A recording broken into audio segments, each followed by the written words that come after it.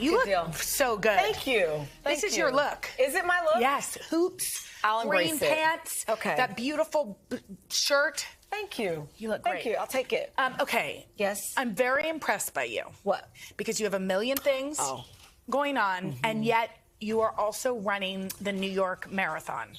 I am. Okay. I feel like Jenna has a way of getting things out of me, or we'll talk off the air and she'll say, oh, let's talk about it. And I'm like, but by talking about it, Jenna, it's making it real. Well, I actually said to you, are you okay talking about it? No, it's happening. Because you know when you say something like, okay, I'll be there, then you have to actually be there. Yes. So here's why. I am not an athlete. In gym class, I was never picked.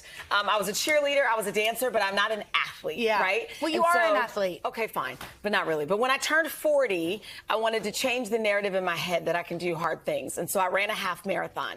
And I swore I would never do it again. And now somehow that was the half. And it was very difficult. After it was over, my legs were like, what just happened?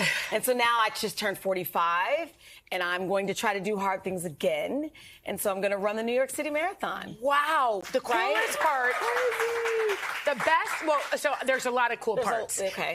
One of my favorite things that you've said to me after we've talked about it over the last couple months is that one of the reasons why you're doing it is that so many people told you not to. Everybody is telling me I'm crazy. My assistant here at work, she said, what are you doing? My uncle, he's probably watching, Uncle Val, he's an ER physician. Hi, Uncle Val. He said, what are you doing? And everybody's biggest critique is that I don't have time. I have 3 little ones. I have a high pressure job. I travel for work, and everybody says we don't have time, but we do have time to make time for ourselves. Yeah. I have to be about that, right? And so whether it takes scheduling, because I pick up my kids every day from school, like I am just gonna figure it out and change the narrative that we can't do things because we don't have time. Totally. Okay. Yeah. And by the way, I said this earlier this week to Justin Sylvester about men's health, but I think you need to be on the cover of Women's Health. Sure. Whatever your name is at Women's Health, please. Call Sheinelle. I want to prove that just the average girl, we can do it, right? I am 4'11". I am not a model. I am not a runner, but we can do this, right? And so I'm going to practice. I'll tell you guys about it later, but I'm going to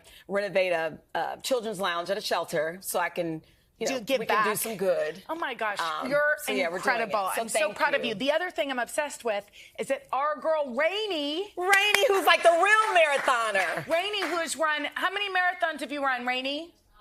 13 marathons is going to run next to you. She has offered to run next to me, and another one of our floor directors, Joseph. Rainey, let's show Look at Rainey. Rainey's a real runner. Hi, Rainey. And so, every year I've gone outside with my kids.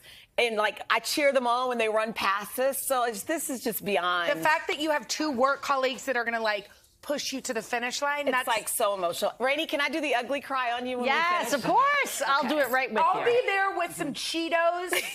Talia, you're in the background. Want to come with me and have some beers?